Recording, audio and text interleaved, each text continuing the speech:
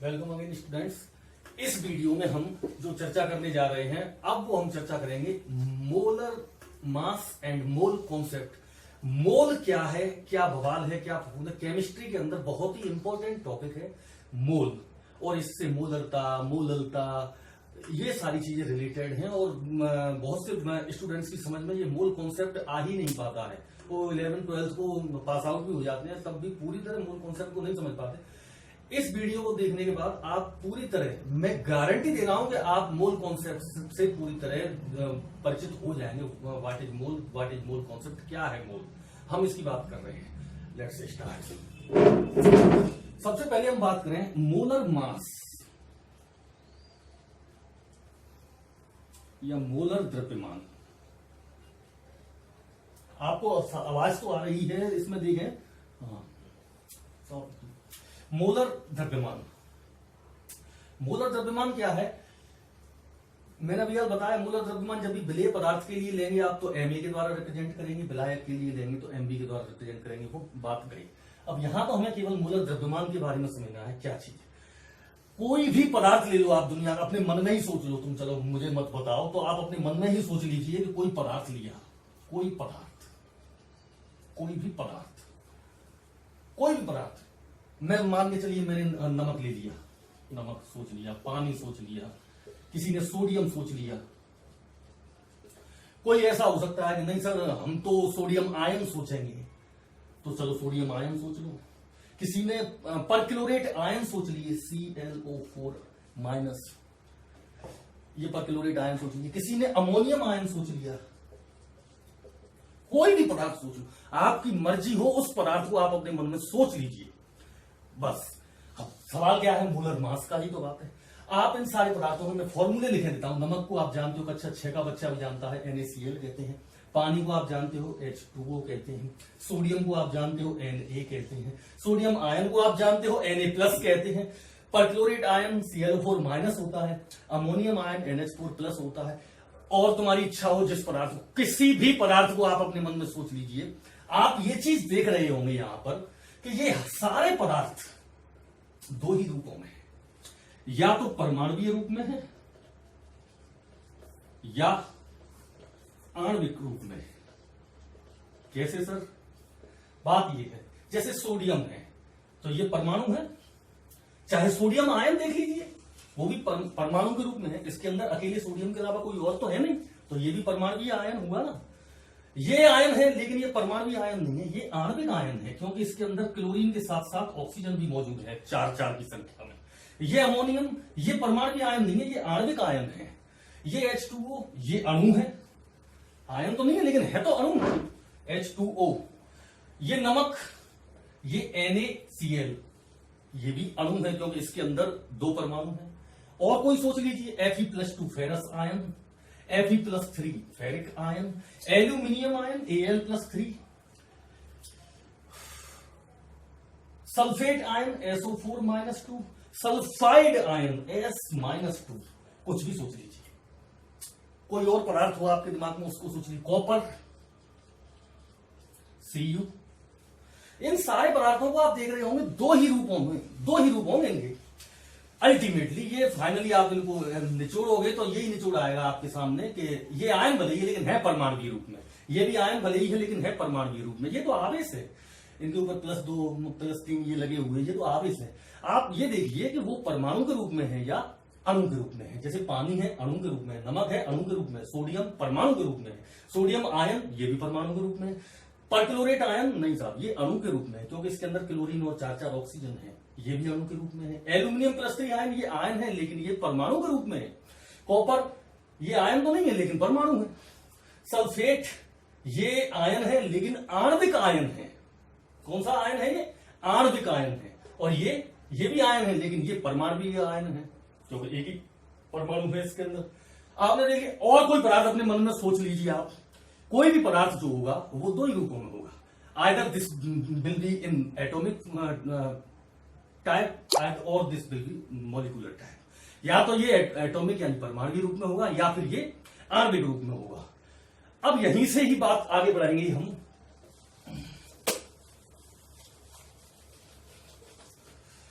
जो पदार्थ जो पदार्थ परमाणु के रूप में है, परमाणु है, तो उसका भार, परमाणु भार निकालोगे आप, परमाणु भार, उसका क्या निकालोगे आप, परमाणु भार निकालोगे।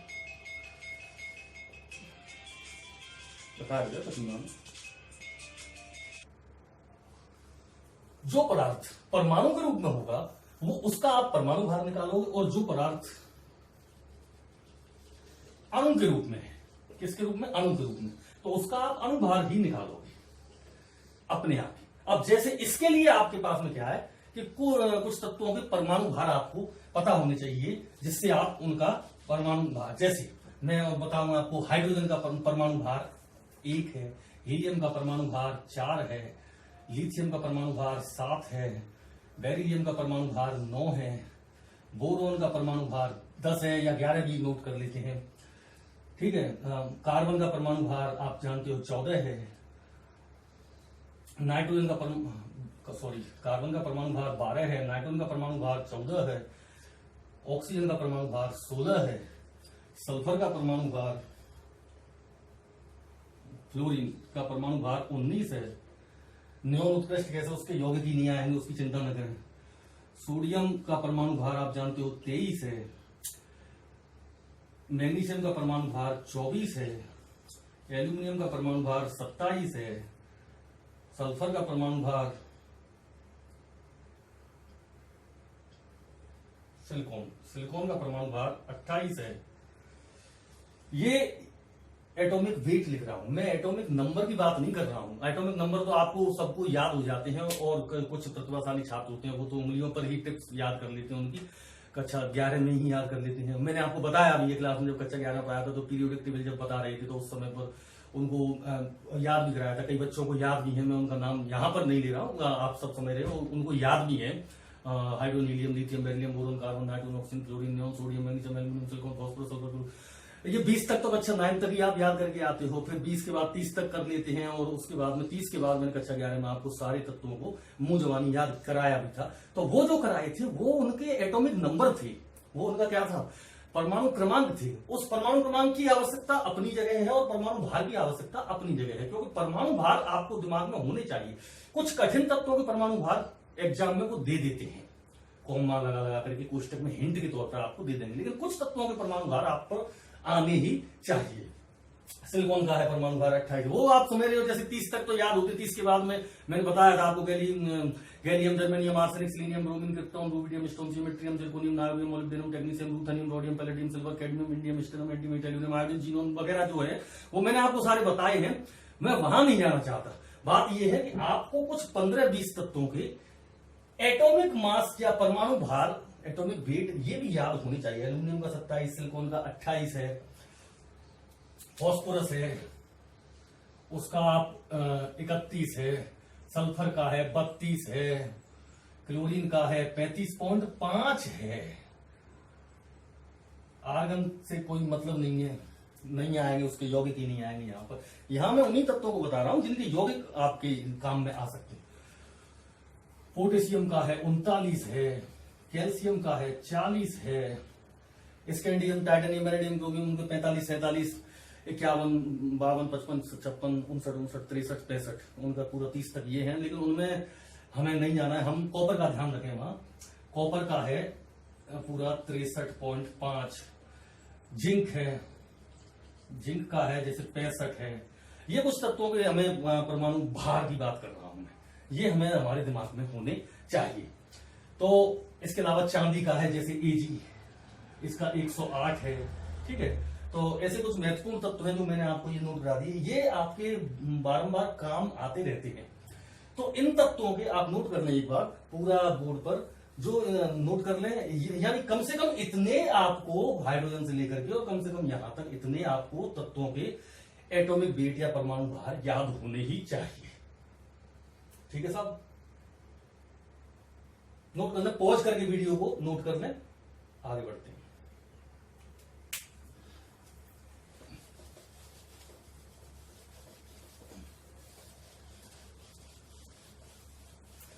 अब वहीं आ जाते हैं जहां हम चल रहे थे। एक कोई भी पदार्थ हो उनके रूप दो ही हो सकते हैं। फर्स्ट बात यह है कि वो परमाणु के रूप में हो सकता है, और सेकंड बात यह है कि वो अणु के रूप में या आणविक रूप में हो सकता है। कुछ भी समय परमाणु रूप में हो सकता है या आणविक रूप में हो सकता है। देखिए, जब उसका हम भार निकालेंगे तो परमाणु के रूप में होगा तो उसका हम परमाणु भार निकालेंगे, या निकालेंगे क्या, वो तो होता है परमाणु भार। मैंने आपको नोट भी कराया अभी यार, परमाणु भार। और अगर वो अणु के रूप में होगा तो फिर हम उसका अणु भार निकालें। अब अणु भार क्या होता है साहब? परमाणु भार तो मैंने अभी आपको नोट करा दी। अणु भार क्या होता है? अणु भार का मतलब उस अणु में जितने भी परमाणु हैं, अणु के सभी परमाणुओं के परमाणु भारों का योग, इसको हम अणुभार कहते हैं। तो जब आप पे परमाणु भार आते होंगे तो फिर अणुभार को आप तुरंत निकाल ही लोगे। मैं अभी आपको निकाल के भी बता देता हूं, लेकिन परमाणु भार मैंने अभी आपको नोट कराए थे, वो तो आपको बच्चों कम से कम याद होने ही चाहिए। 10-15 ही है, ज्यादा नहीं बताए हैं, उनसे आपका लगभग सारा काम हो जाया करेगा। उसके बाद में अब बात वही करें, कोई भी पदार्थ, हम क्योंकि कॉन्सेप्ट हमारा मोल पे चल रहा है, ये उसका फाउंडेशन कर रहे हैं अभी तो हम केवल। तो मोल के लिए क्या है कि हर पदार्थ या तो परमाणु के रूप में होगा या अणु के रूप में होगा। अब कोई भी पदार्थ परमाणु के रूप में होगा तो उसका हम परमाणु भार याद है हमें, या दिमाग से निकाल करके लिख लेंगे कॉपी पर। अगर वो पदार्थ आणविक रूप में है, चाहे वो आयन हो भले ही, लेकिन होगा तो परमाणु या आणविक रूप में ही। तो अगर वो आणविक रूप में है तो उसका हमें अणुभार निकालना पड़ेगा। अणुभार जब हम उसका निकालेंगे तो कैसे निकालेंगे? उस अणु के सभी परमाणुओं के परमाणु भारों का योग। ठीक है, तो मैं जैसे आपको एक बात बता ही देता हूं यहां पर निकाल करके।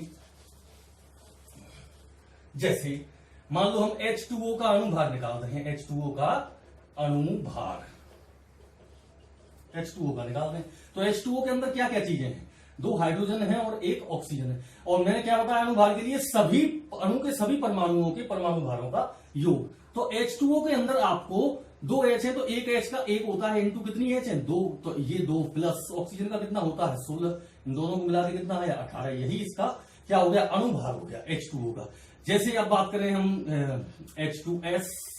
H2S की बात करोगे तो इसमें क्या करोगे? 1 हाइड्रोजन का है प्लस इंटू 2 हाइड्रोजन है तो ये 2 इन प्लस सल्फर का कितना बताया था आपको? 32।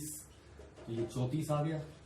अभी हम H2O2 हाइड्रोजन पेरोक्साइड की बात करें तो इसमें हाइड्रोजन का कितना होता है? 1, लेकिन 2 हाइड्रोजन है तो 1 इंटू 2 प्लस ऑक्सीजन का कितना होता है? 16, लेकिन 2 ऑक्सीजन है तो 16 इंटू 2 इक्वल टू 16 दूनी 32 और 2 कितने हो गए? 34। H2O2 का अणुभार भी 34 हो गया। अभी हम बात करें HCl, इसका अणुभार निकालना है तो H का कितना होता है? 1 प्लस Cl का कितना बताया था भैया? 35.5। तो इन दोनों को जोड़ करके 36.5, ये अणुभार हो गया HCl का। अभी हम बात करें H2SO4, H2SO4 की बात करेंगे तो देखिए H2SO4 के अंदर H कितनी है? 2। तो 1 इंटू 2 प्लस सल्फर कितना है? 1। तो 32 होता है सल्फर का, प्लस ऑक्सीजन कितनी है? 4। और 1 ऑक्सीजन का होता है साहब 16। तो 16 इंटू 4 इन मिला लेंगे तो 16 चौका 64, 64 और 32 96, 96 और 2 98। H2SO4 सल्फ्यूरिक अम्ल का अणुभार आ गया निकल करके 98। ऐसे आपको जिसका निकालना है वो आसानी से आप निकाल दो। कॉपर सल्फेट है अभी ऐसे भी हो सकता है CuSO4.5H2 कॉपर सल्फेट पेंटाहाइड्रेट, उससे भी आपको विचलित नहीं होना है। Cu का कितना बताया था? 63.5 प्लस सल्फर का कितना बताया है? 32 प्लस ऑक्सीजन का कितना बताया है? 16 इंटू 4, क्योंकि संख्या 4 है उनकी, तो 4 ये तो ये हो गया, प्लस एक H2O का अभी हम निकाल चुके हैं 18 होता है। दिमाग में रखो H2O का तो 18 ही होता है, हर बार काम आए सीधे 18 लगा दो H2O का अणुभार। तो आप तो H2O 5 है तो 5 इंटू 18 या 18 इंटू 5 कैसे भी कर दो, 18 इंटू 5 ये हो जाएगा। इन सबको जोड़ दोगे आप तो कॉपर सल्फेट पेंटाहाइड्रेट का अणुभार निकल करके आ जाएगा। तो अब जैसे Na2CO3 है, मान के चलो Na2CO3 ये है, तो Na2CO3 में सोडियम का कितना बताया था? 23। उस अभी मैंने नोट कराया, वही काम आ रहे हैं, सबके निकल आते हैं उनसे ही, किसी एक आध का नहीं निकलता, उसका एग्जाम में आपको मिल जाएगा हिंट के तौर पर। Na का कितना होता है? 23 और संख्या कितनी है? 2। तो 23 इंटू 2 प्लस कार्बन का कितना होता है? 12 प्लस ऑक्सीजन का कितना होता है? 16 इंटू संख्या है 3। इनको जोड़ दो गुणा करके तो तुरंत Na2CO3 का निकल के आ जाएगा। मतलब किसी भी पदार्थ का आप अणुभार निकाल सकते हो उन परमाणु भारों की मदद से। फिर वहीं आ जाए आप लौट करके, हर पदार्थ दो ही रूपों में पाया जाएगा, या तो परमाणु रूप में या आणविक रूप में। परमाणु रूप में होगा तो उसका परमाणु भार होता है पहले से, वो हमारे दिमाग में होना चाहिए, निकाल लेंगे हम दिमाग से उससे, या ज्यादा ही टिपिकल स्तर का है तो वो हमें मिल जाएगा इंट के तौर पर। अणु भार उन्हीं परमाणु भारों में से हमें निकालना है तो निकाल देंगे, वेरी सिंपल। वो उदाहरण दे करके मैंने आपको बताया। दो प्रकार की चीजें हो गई। अब बात वहीं पे आ जाइए, मतलब मैंने अभी यार आपको दो चीजें निकालना बताया, एक तो परमाणु भार। अच्छा, परमाणु भार को मैं शॉर्ट में ऐतराज न करें अगर आप, तो मैं इसको पभा कहे देता हूं, पभा। और दूसरी चीज है अणु भार, अणु भार, इसको भी मैं शॉर्ट में अब यहां से आगे अभा कहे देता हूं, पभा और अभा। ये तो होते ही हैं और इनके परमाणु भार के द्वारा अणु भार आप निकाल लेते हो, निकल आए। अब सर आप कॉन्सेप्ट को भूल गए, चल तो मोलर द्रव्यमान रहा है ना, बात मोलर द्रव्यमान की चल रही थी, मोलर द्रव्यमान। जी हां, मैं यही हूं, और मोलर द्रव्यमान जो होता है वो ये ही होता है, परमाणु भार या अणु भार। जो शॉर्ट में लिख दूं भले पभा ओब्लिक अभा। सर एक चीज बताओ ना, किसको कहते हैं मोलर द्रव्यमान? पभा को कहते हैं या अभा को कहते हैं? परमाणु भार को कहते हैं या अणु भार को कहते हैं? भाई उस पदार्थ की शकल देखो, अगर वो पदार्थ शकल से, अगर वो पदार्थ आप तो उस पदार्थ की शक्ल देखो, शक्ल में मान के चलो वो इस तरह है, कॉपर है, मान के चलो वो ऐसे है, सोडियम है, मान के चलो वो O2 है, मान के चलो कि वो H2O है, जो भी है, आप तो उसकी शक्ल को देखें। शक्ल में ये क्या है? परमाणुवीय रूप में है, ये क्या है? परमाणुवीय रूप में है, और ये क्या है? भले ही अकेला परमाणु, एक ही प्रकार के परमाणु है लेकिन दो है, ये अणु के फॉर्म में है। ये O2 क्या है? आणविक O2 है। कौन सी O2 है? आणविक O2 है। और ये H2O, ये तो अणु है ही है, क्लियर दिखाई दे रहा है। तो पदार्थ मैंने बताया दो ही रूपों में होगा, परमाणु के रूप में या अणु के रूप में। अब वो पदार्थ परमाणु के रूप में है तो उसका परमाणु भार काम में ले लीजिए, अगर वो पदार्थ अणु के रूप में है तो उसका अणु भार काम में ले लीजिए, और उस अणु भार या परमाणु भार को निकाल करके पेपर पर लिख करके उसके सामने आप ग्राम लगा देना, वही मूलक द्रव्यमान है, वही मूलक द्रव्यमान है। मूलक द्रव्यमान क्या है? पभा या अभा के बराबर ग्रामों में मात्रा ही मूलक द्रव्यमान है। या समझ में आ रहा है बात? मूलक द्रव्यमान क्या है? वही परमाणु भार या अणु भार ही मूलक द्रव्यमान है। कोई आपको एक्स्ट्रा कुछ दिमाग में लोड नहीं लेना है। मूलक द्रव्यमान किसको कहेंगे हम? परमाणु भार या अणु भार को। किस सर परमाणु भार को कब कहेंगे? मूलक, अरे पदार्थ की शक्ल देखनी है आपको। पदार्थ अगर परमाणु रूप में है तो आप उसका परमाणु भार काम में लें, अगर पदार्थ आणविक रूप में है तो उसका अणु भार काम में लें, और फिर उसी के अनुसार वो मूलक द्रव्यमान कहलाएगा। कहीं पर पदार्थ के अनुसार, अगर पदार्थ परमाणु रूप में है तो मूलक द्रव्यमान परमाणु भार होगा, अगर पदार्थ आणविक रूप में है तो मूलक द्रव्यमान अणु भार होगा। दोनों ही चीजें मतलब मूलक द्रव्यमान कहलाती है। ठीक है, अब यहां के बाद आगे बढ़ते हैं हम। क्या है?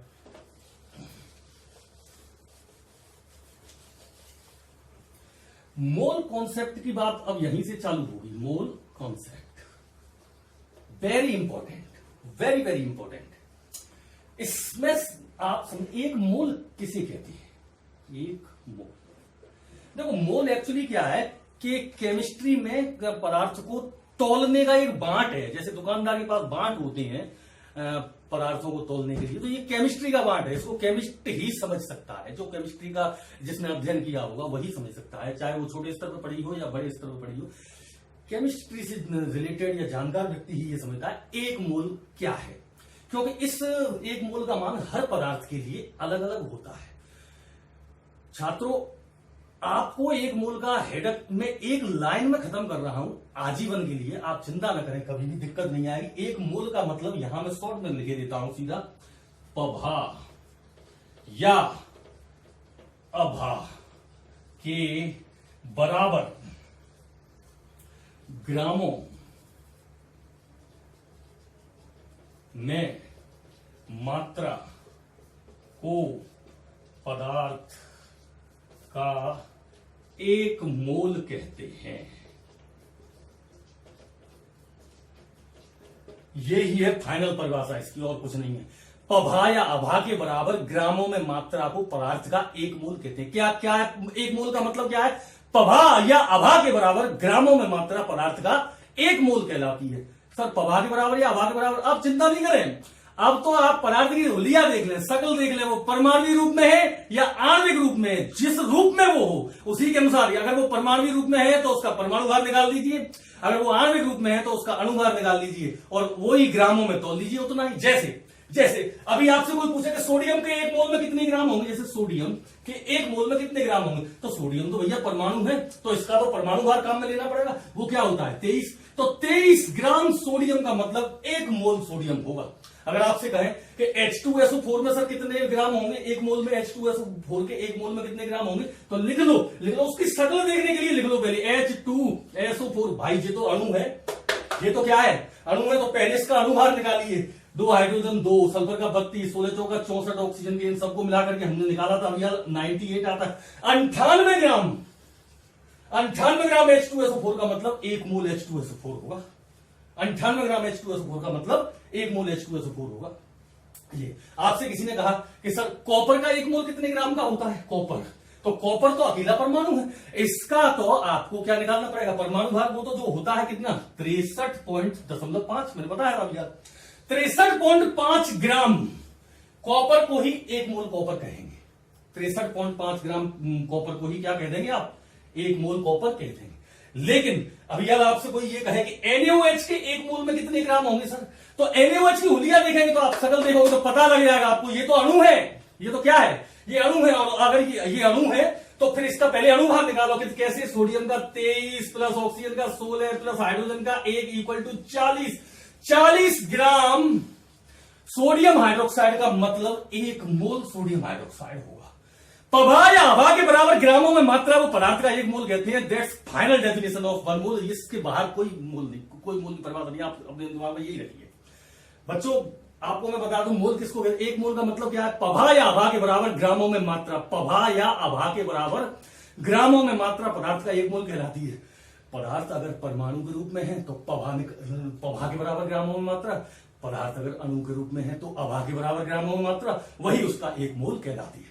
दूसरी बात, अब उस पदार्थ के एक मोल में, किसी भी पदार्थ के एक मोल में कितना वजन होगा ये तो आप समझ गए होंगे। कोई सा भी पदार्थ, अभी आपको कहे कोई यूरिया, सर यूरिया के एक मोल में कितना वजन होगा, तो NH2CO NH2, ये यूरिया का सूत्र है। इन सभी का अणुभार आप जोड़ोगे तो 60 आ जाएगा।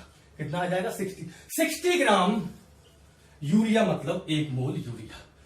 अब यार आपसे कोई कहे कि ग्लूकोज के एक मोल में कितना वजन होगा, तो C6H12O6। इसका अणुभार आप निकालोगे तो कैसे निकलेगा? आप देखें, कार्बन का होता है 12, लेकिन संख्या कितनी है? 6, तो 12 × 6 प्लस हाइड्रोजन का होता है 1, लेकिन संख्या कितनी है? 12, तो 1 × 12 प्लस ऑक्सीजन का होता है 16, लेकिन संख्या कितनी है? 6, तो 16 × 6, इन सभी को जोड़ोगे 180 आता है। तो ये ग्लूकोज के एक मोल में 180 ग्राम होंगे।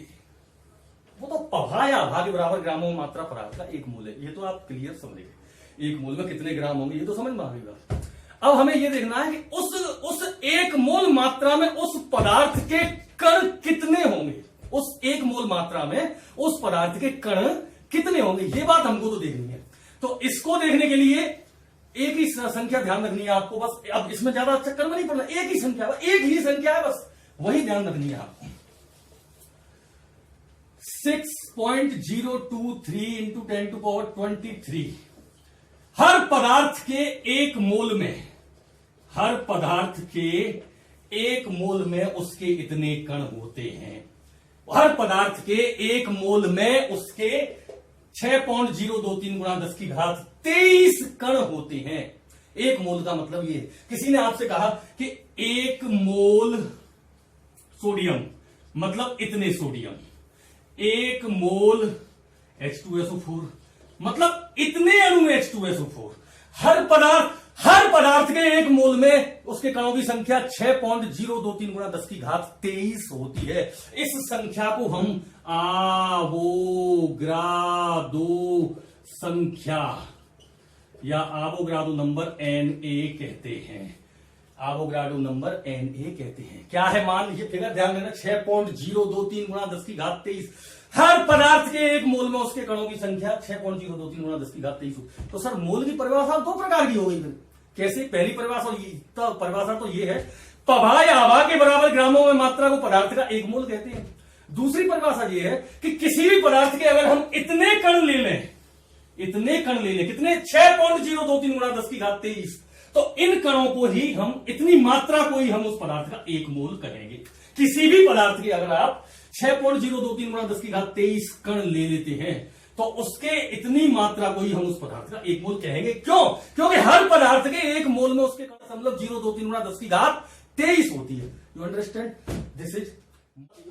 हमको ये समझना है कि किसी पदार्थ, हम ये तो समझ गए हैं कि एक मोल का मतलब क्या है। एक मोल का मतलब मैं फिर से याद उठा दूंगा आपको, परमाणु भार या अणु भार के बराबर ग्रामों में मात्रा को पदार्थ का एक मोल कहते हैं। जिस पदार्थ के जिसका जितना परमाणु भार हो उतनी ही ग्रामों में मात्रा ले ली जाए, या जिसका जितना अणु भार हो उतनी ही ग्रामों में मात्रा ले ली जाए, तो उसे हम उस पदार्थ का एक मोल कहते हैं। और ये भी हम जान गए हैं कि प्रत्येक पदार्थ के एक मोल में उसके कणों की संख्या 6.023 इंटू 10⁻23 यानी आवोगाड्रो संख्या के बराबर ही कण पाए जाते हैं। अगर एक मोल परमाणु है किसी चीज के तो इसका मतलब है कि 6.023 गुणा 10 की घात 23 परमाणु है। अगर एक मोल अणु है किसी चीज के तो फिर इसका मतलब है 6.023 गुणा 10 की घात 23 अणु है। मतलब हर पदार्थ के एक मोल में उसके कणों की संख्या 6.023 गुणा 10 की घात 23 होती है।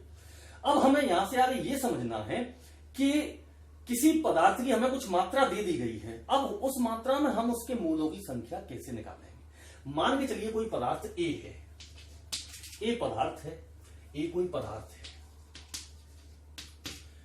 अब उसका परमाणु भार या अणु भार या मूलक द्रव्यमान, जो भी हम कहें, मूलक द्रव्यमान का मतलब क्या है? परमाणु भार या अणु भार।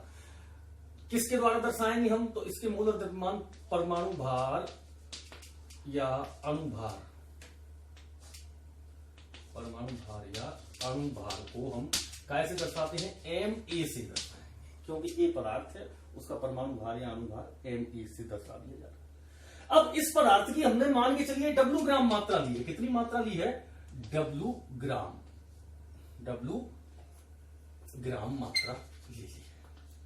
अब चूंकि ए पदार्थ है तो इसकी ग्रामों में मात्रा को भी हम WA ग्राम कह रहे हैं तो ज्यादा बेहतर है। पदार्थ ए है तो उसकी ग्रामों में मात्रा को हम WA ग्राम कह रहे हैं।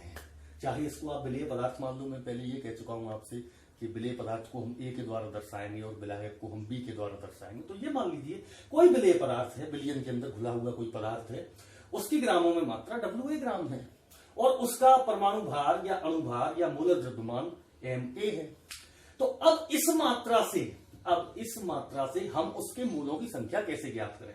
तो सीधा तरीका आप समझें, पहले आप एक मोल की परिभाषा पर जाएं। एक मोल हम किसको कहते हैं साहब? एक मोल हम कहते हैं परमाणु भार या अणु भार। परमाणु भार या अणु भार, परमाणु भार या अणु भार के बराबर ग्रामों में मात्रा, परमाणु भार या अणु भार के बराबर ग्रामों में मात्रा को हम एक मोल कहते हैं। तो हम जानते हैं कि हर पदार्थ के MA ग्राम में उसके मोलों की संख्या एक मोल होगी, क्योंकि परमाणु भार या अणु भार के बराबर ग्रामों में मात्रा को ही एक मोल कहते हैं। परमाणु भार या अणु भार के बराबर ग्रामों में मात्रा को ही हम एक मोल कहते हैं। और परमाणु भार या अणु भार कितना है? MA। हर किसी पदार्थ का MA है, तो MA ग्राम पदार्थ को ही हम तो एक मोल कहेंगे। तो ठीक है साहब, चूंकि MA ग्राम पदार्थ बराबर एक मोल, इसलिए 1 ग्राम पदार्थ में कितने मोल होंगे? 1/MA मोल। इसलिए अगर हमें उस पदार्थ के WA ग्राम दिए गए हैं, अगर हमें उस पदार्थ के WA ग्राम है, 25 है, 45 है, 54 है, 40 है, जो भी है, WA ग्राम दिए गए हैं, तो उस पदार्थ के WA ग्राम में उसके कितने मोल होंगे साहब? 1/MA गुणित WA मोल, इतने मोल होंगे। तो इसको हल करेंगे, क्या आ जाता है? मोलों की संख्या, किसी भी पदार्थ के मोलों की संख्या, पदार्थ के मोलों की संख्या बराबर कितनी आ जाएगी? WA गुणित 1 WA अपॉन MA। कितनी आ जाएगी? WA upon MA। पदार्थ के मोलों की संख्या का सूत्र होता है WA/ME, मतलब उसकी ग्रामों में मात्रा, पदार्थ की जो भी आपको ग्रामों में मात्रा दी गई है सवाल के अंदर, उस ग्रामों की मात्रा में उसके परमाणु भार या अणुभार का भार दे दीजिए। अगर पदार्थ परमाणु अवस्था में हो तो उसके परमाणु भार का भाग दे दीजिए, अगर पदार्थ आणविक अवस्था में हो तो उसके अणुभार का भाग दे दीजिए, तो उस पदार्थ के मोलों की संख्या निकल करके आ जाती है। ये उसके मोलों की संख्या है, जिसे हम, चूंकि ए पदार्थ के मोलों की संख्या है तो इसे हम Na के द्वारा दर्शा सकते हैं। क्या के द्वारा दर्शा सकते हैं? Na के द्वारा दर्शा सकते हैं। तो किसी भी पदार्थ, ए पदार्थ के मोलों की संख्या Na बराबर WA/ME, ये सूत्र हो गया। अब मोलों की संख्या निकल करके आ गई। अब मान के चलिए कोई विलयन ऐसा है जिसके अंदर ए पदार्थ और बी पदार्थ दोनों को मिलाकर के कोई विलयन बनाया गया है। मान लो ए सॉल्यूट है और बी सॉल्वेंट है, मान लो। और मान लो क्या, हम तो मानते ही आ रहे हैं कि ए सॉल्यूट होता है, बी सॉल्वेंट होता है। इन दोनों को मिलाकर के कोई सॉल्यूशन बनाया गया है। तो विलयन में इसके कितने ग्राम दिए जाएंगे? WA ग्राम दिए जाएंगे। इसके कितने ग्राम दिए जाएंगे? WB ग्राम दिए जाएंगे। इसका मूलक द्रव्यमान यानी परमाणु भार या अणुभार कितना होगा? Ma होगा। इसका मूलक द्रव्यमान कितना होगा? Mb होगा। तो इसके मोलों की संख्या कितनी होगी उस विलयन के अंदर? Na होगी, Na होगी, जिसका मान कैसे निकलेगा? इससे WA/ME से निकलेगा। इसके मोलों की संख्या विलयन में कितनी होगी? Nb होगी, क्योंकि पदार्थ भी है तो Nb होगी।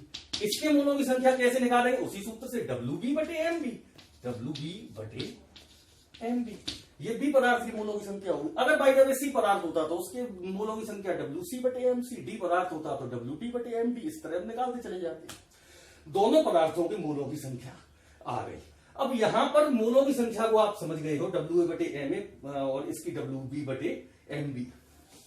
मान लो हम इन्हें 1, 2 से भी रिप्रेजेंट कर सकते हैं। पहला पदार्थ है, उसके मोलों की संख्या N1 कितनी हो जाएगी? W1/M1। अगर दूसरा पदार्थ है तो उसके मोलों की संख्या N2 कितनी हो जाएगी? W2/M2। अगर तीसरा पदार्थ है तो उसके मोलों की संख्या N3, और क्या कैसे हो जाएगी? W3/M3। इस तरह से उसको भी मोलों की संख्या को निकाल सकते हैं। अब मोलों की संख्या को निकालने के बाद में एक नया टर्म आता है, मोल भिन्न। मोल भिन्न या मोल प्रभाज या मोल फ्रैक्शन। मोल फ्रैक्शन के सूत्र, आप मोल को समझ चुके हैं, मोलों की संख्या को समझ चुके हैं। अब नया शब्द बस यहां जुड़ा है, प्रभाज, भिन्न या फ्रैक्शन। यही तो जुड़ा है, और तो हम जानते ही हैं पहले से। तो फ्रैक्शन का मतलब क्या है? संपूर्ण में से जो भाग आपके पास है वह उसका फ्रैक्शन है। जैसे किसी बच्चे ने 100 में से 55 अंक प्राप्त किए, तो फ्रैक्शन निकालेंगे तो 55/100 निकल के आएगा। इतना भाग 55/100। ऐसे ही तो आपने देखा होगा बच्चों, मार्कशीट में जब आप नंबर देख रहे हो या कॉपी के ऊपर अपने प्राप्तांक देख रहे हो, तो आपके 100 में से अगर 55 है तो यही आपका फ्रैक्शन है, यही आपका प्राप्तांक है, यही आपका फ्रैक्शन है, यही आपके प्राप्त किए गए अंकों का भिन्न है, प्रभाज है, अंश है। इसको मोल अंश भी कह सकते हैं। तो ऐसे ही मोल भिन्न या मोल प्रभाज क्या है कि जब किसी विलयन के अंदर हमें किसी अवयव की मोल भिन्न निकालनी है, मान लो पहले अवयव की मोल भिन्न निकालनी है या दूसरे अवयव की मोल भिन्न निकालनी है, तो उसकी मोल भिन्न निकालने के लिए हम क्या करते हैं? उस अवयव के मोल बटे विलयन में कुल मोल। जैसे उदाहरण के लिए देखते हैं कि एक विलयन ऐसा है जिसमें 2 पदार्थ मिले हुए हैं। पहले पदार्थ के मोलों की संख्या N1 है, दूसरे पदार्थ के मोलों की संख्या N2 है। तो विलयन में कुल मोलों की संख्या कितनी हो जाएगी? N1 + N2, that's N। ये तो कुल मोलों की संख्या हो गई। अब कोई अवयव है जो फर्स्ट, इसकी मोल भिन्न हमें निकालनी है, तो मोल भिन्न को हम x के द्वारा दर्शाएंगे। मोल भिन्न को x के द्वारा दर्शाएंगे। पहले अवयव की मोल भिन्न निकाल रहे हैं तो उसको x1 कह देंगे। अब मोल भिन्न को निकालने के लिए हम क्या करेंगे? अवयव के मोल बटे कुल मोल। जैसे अवयव का नाम हम I रख दें, I, तो xi/ टोटल मोल कितने हैं? n। सॉरी, अवयव के मोल ni/n। अवयव के मोल कितने हैं? n, और I अवयव है, वो एलिमेंट जो भी कंपोनेंट उसके अंदर है, और n उसके कुल मोल हो गए। तो जैसे आई अवयव के मूलों की संख्या कितनी है, n1। जैसे हम x1 का मान निकाल रहे हैं, पहले अवयव के मूल भिन्न को निकाल रहे हैं, तो पहले अवयव के लिए इसके मूलों की संख्या कितनी है, पहले अवयव के मूलों की संख्या कितनी है, n1। कुल मूलों की संख्या कितनी है, n1 प्लस n2, तो n1 बटे n1 प्लस n2। यह पहले अवयव की मूल भिन्न हो गई x1 की। अगर हम दूसरे अवयव की मूल भिन्न निकालेंगे x2, तो x2 का मान कैसे निकलेगा, दूसरे अवयव के बिलियन में दूसरे अवयव के मूल कितने हैं, वो n2 हैं, बटे बिलियन में कुल मूल कितने हैं, n1 प्लस n2, तो n1 प्लस n2 के बिलियन में कुल मूल है, तो ये दूसरे अवयव की मूल भिन्न निकल गई। मतलब मूल भिन्न बिलियन में किसी अवयव की मूल भिन्न उस अवयव के मूल तथा बिलियन के कुल मूलों का अनुपात होती है। बिलियन में किसी अवयव की मूल भिन्न उस अवयव के मूल एवं कुल मूल जितने भी हैं सभी अवयवों के मिलाकर के उनका अनुपात होती है, ये मूल भिन्न है। अब एक और कॉन्सेप्ट यहां आएगा आपके लिए काम का, वो क्या है कि किसी बिलियन में मान के चलिए दो अवयव हैं,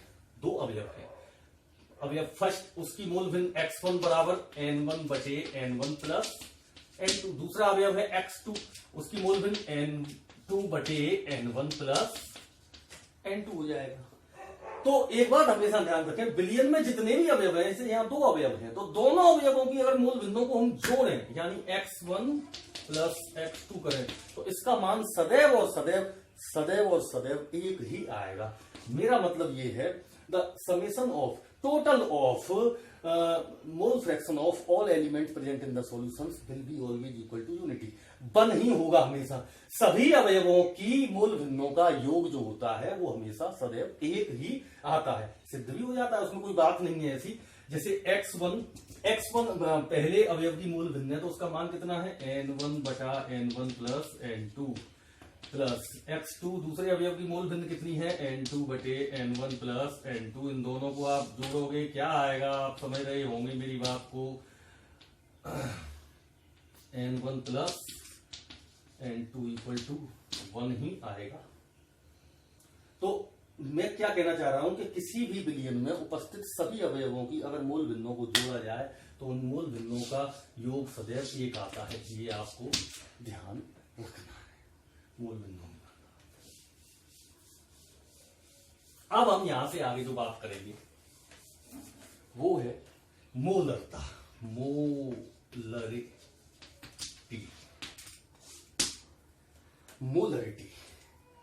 या हिंदी में कहें मोलरता, कैपिटल एम के द्वारा दर्शाते हैं। बहुत ही इंपॉर्टेंट टॉपिक है, ये आपको समझना है कि मोलरता से क्या मतलब है। इसका परिभाषा आप समझ लीजिए, 1 लीटर बिलियन में उपस्थित विलेय के मूलों की संख्या को बिलियन की मोलरता कहते हैं। 1 लीटर क्या चीज, 1 लीटर बिलियन में उपस्थित या 1 लीटर बिलियन में घुले हुए विलेय पदार्थ के मूलों की संख्या को बिलियन की मोलरता कहते हैं। 1 लीटर, फिर से सुन लें, 1 लीटर बिलियन में घुले हुए विलेय पदार्थ के मूलों की संख्या को बिलियन की मोलरता कहते हैं। समझते हैं उसको हम कैसे, जैसे ये कोई पात्र है, मान लो ये पात्र है ही 1 लीटर का, 1 लीटर का मतलब 1000 ml का पात्र है, 1000 ml मिलीलीटर का पात्र, 1000 ml का मतलब 1 लीटर हो जाता है, 1 लीटर। अब इस पात्र के अंदर मान लीजिए हमने कि नमक घोल दिया, ग्लूकोज घोल दिया, कुछ भी चीज घोल दी। मान लो इसके अंदर हमने कोई पदार्थ A पदार्थ है और वो हमने थोड़ी सी मात्रा में WA ग्राम मात्रा में घोल दिया है। WA ग्राम मात्रा में अगर हमने कोई पदार्थ इसके अंदर घोला है और घोलने के बाद में इस बिलियन को तैयार करते करते हमने इसको टोटल 1 लीटर बना दिया।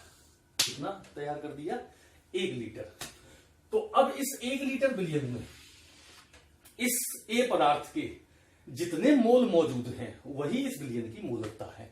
मैं फिर से परिभाषा पे आ जाऊं, number of moles of solute present in per unit volume of solution, number of moles of solute present in per litre volume of solution. Billion के 1 लीटर आयतन में उपस्थित विलेय पदार्थ के मोलों की संख्या को बिलियन की मोलरता कहते हैं। बिलियन के 1 लीटर आयतन में घुले हुए विलेय पदार्थ के मोलों की संख्या को बिलियन की मोलरता कहते हैं। अब सर यहां तो WA ग्राम घोला है आपने, तो कैसे, तो हम ये तो जानते ही हैं, हमारे पास कितना भी पदार्थ हो हम उसके मोलों की संख्या आसानी से निकाल सकते हैं, क्योंकि पदार्थ के अगर WA ग्राम बोले गए हैं तो उसमें उसके मोलों की संख्या Na जो होगी वह WA/Ma होगी। अब Ma क्या है? Ma उसका परमाणु भार या अणुभार या मूलक द्रव्यमान है। तो वो पदार्थ अगर परमाणु अवस्था वाला है तो उसके परमाणु भार का भाग दे दीजिए उसके WA ग्राम में। अगर वो पदार्थ आणविक अवस्था वाला है तो उसके अणुभार का भाग दे दीजिए उसके WA ग्राम मान जो भी दिया गया है उसमें, उससे उसके मोलों की संख्या निकल आएगी। और अगर यह मात्रा 1 लीटर बिलियन में घुली हुई है तो यह मान जो निकलेगा वही इसकी मोलरता होगी। सर इसका फॉर्मूला बताइए सीधा सीधा, हम इसके चक्कर में न पड़े, डायरेक्ट फॉर्मूला हो कुछ तो वो फॉर्मूला भी निकाले देते हैं अभी मोलरता का।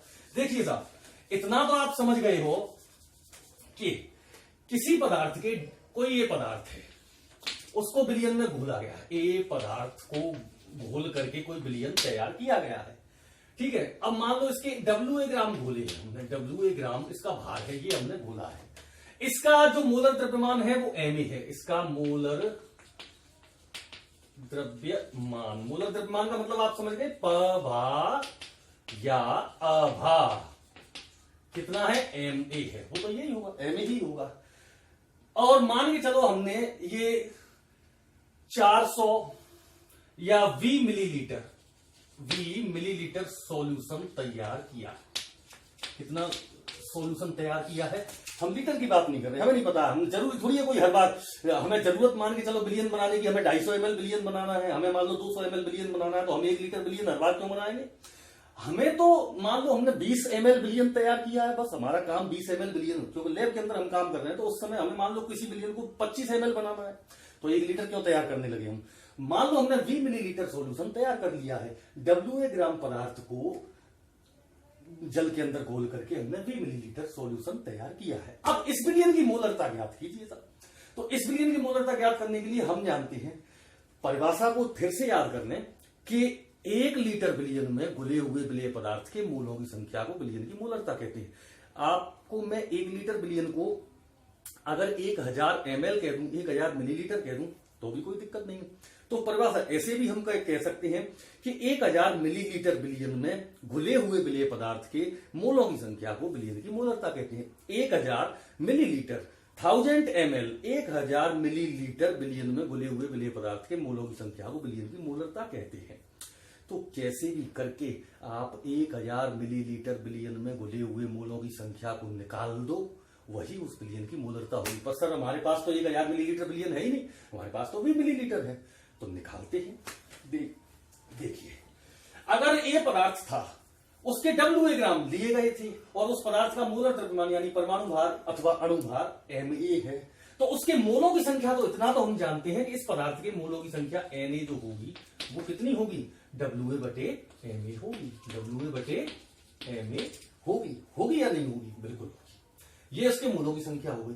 अब हम देखते हैं, मैं यहां इसके मोलों की संख्या को लिख देता हूं, Na = WA/Ma, ये इसके मोलों की संख्या हो गई। अब आप देखोगे यहां से आगे कि चूंकि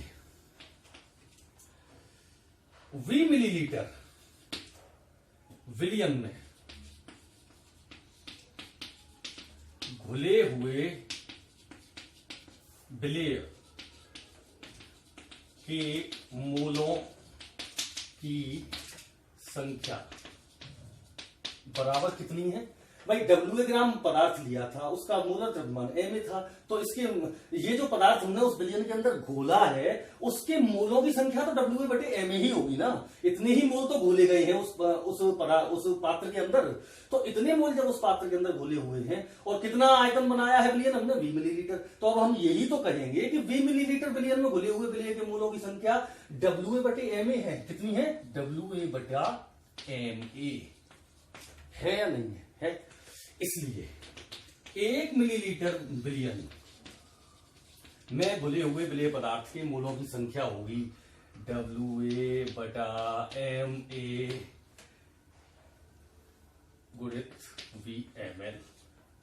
अब यहां गौर करें, ये VML जो है किसका आयतन है? ये सॉल्यूशन यानी बिलियन का आयतन है, तो VML मिलीलीटर में, काय में है आयतन?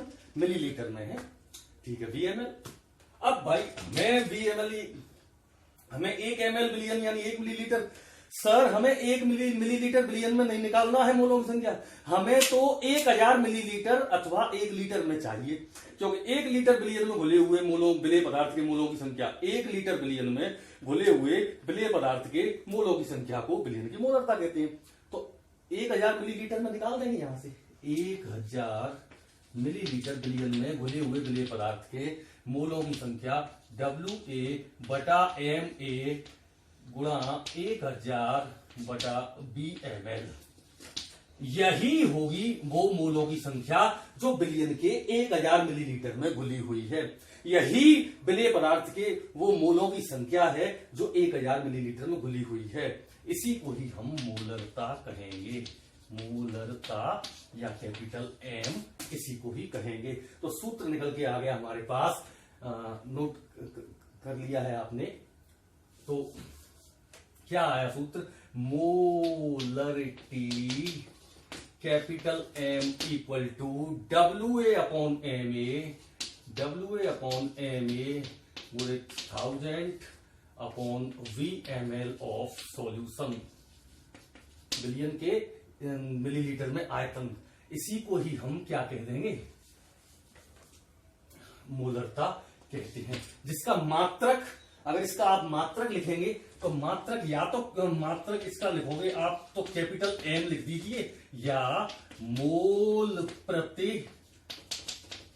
लीटर, ये भी, क्योंकि 1 लीटर बिलियन में घुले हुए विलेय पदार्थ के मोलों की संख्या को ही तो मोलरता कहते हैं। तो मात्रक भी उसका मोल प्रति लीटर, यानी प्रति लीटर आयतन में घुले हुए मोलों की संख्या, मोल प्रति लीटर, यही तो उसका मात्रक होगा, मोल प्रति लीटर। तो मात्रक हमने लिख दिया, ये उसका सूत्र आ गया, WA बटे MA गुणा 1000 बटे BML। अब इसमें भाई साहब WA क्या है, कितनी बार बताना पड़ेगा भैया हमको, WA हमारा पदार्थ की ग्रामों में मात्रा है, MA क्या है, उसी A पदार्थ का मोलर द्रव्यमान है, चाहे वो परमाणु के रूप में होगा तो परमाणु भार काम में लेंगे, अगर वो अणु के रूप में होगा तो यहाँ अणु भार काम में लेंगे।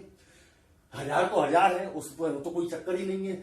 VML क्या है, मैंने लिख भी दिया है, सॉल्यूशन। ये बिलियन का मिलीलीटर में आयतन है भाई साहब। अगर उसने आपको सवाल के अंदर बिलियन का आयतन लीटर में दे रखा है तो आप कृपया करके उसको मिलीलीटर में बना दें। जैसे उसने कहा कि 20 ग्राम पदार्थ को घोल करके आधा लीटर बिलियन तैयार किया गया है, तो आप जानते हो कि 1 लीटर में 1000 ml होते हैं, तो आधे लीटर में 500 ml होंगे। तो यहां हम BML की जगह पे ऐसा मत समझना आपके बिलियन का आयतन उसने आधा लीटर दिया है तो आधा रख दिया, नहीं, बिलियन का मिलीलीटर में आयतन है ये, तो आप यहां मिलीलीटर वाला ही आयतन रख दीजिए, ये उसकी मोलरता निकल करके आ जाएगी आपके सामने। Very simple. Okay, thank you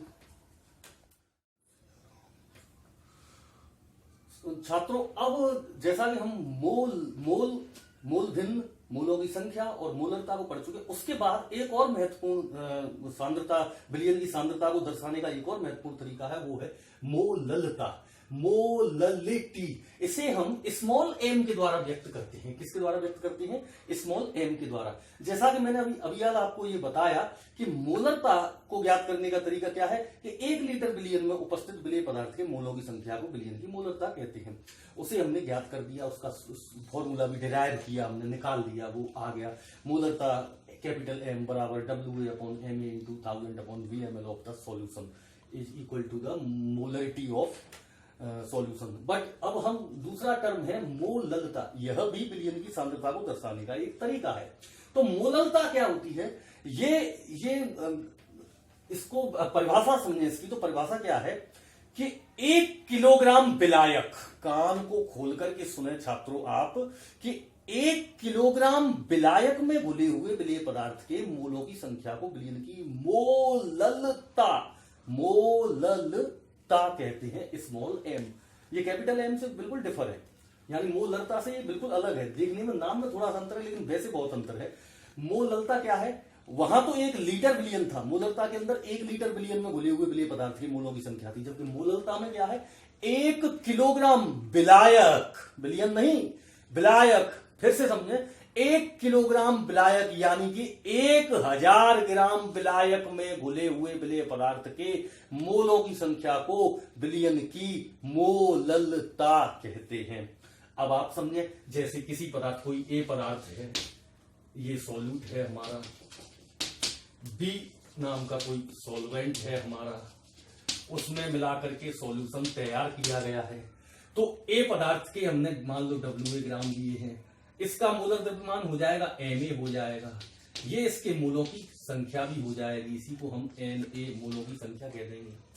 लेकिन विलयन जो विलायक में जब हमने ऐसे घोला है तो इस विलायक का भी हम अब भार ले रहे हैं, भार।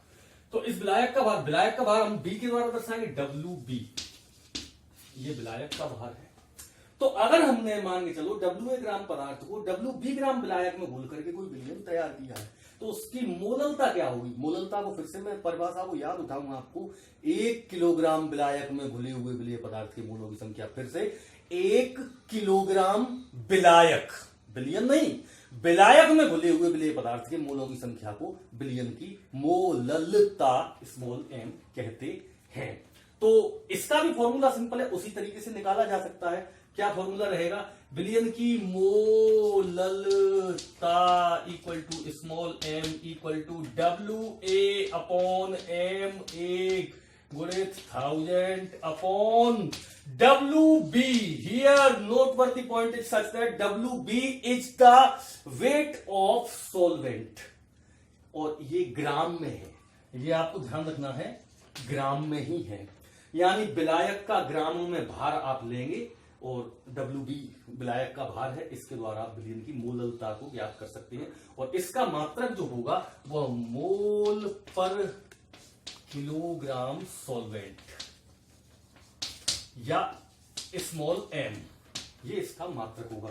मोललता का क्या रहा फॉर्मूला? WA अपॉन MA गुणा 1000 बटे WB। WB क्या है? विलायक का भार, विलायक का भार, विलायक का भार। इस सूत्र में ये WB जो है आपको ग्राम में ही लेना है। वो जो मैंने अभी मोललता बताया था वैसे ही ये भी निकल करके आ जाता है, समझ सकते हो आप। वो चूंकि इसलिए से भी निकाल सकते हो, ये है मोललता।